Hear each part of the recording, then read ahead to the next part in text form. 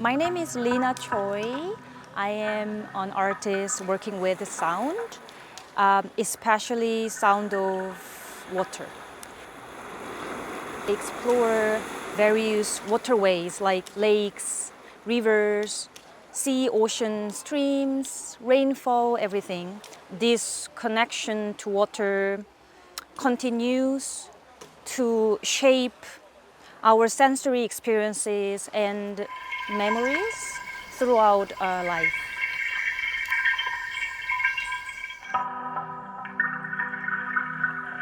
Sound performance piece for the Eufònic festival. It's called Amniotic River. So the sounds will be very fragile and soft and then dark and intimate.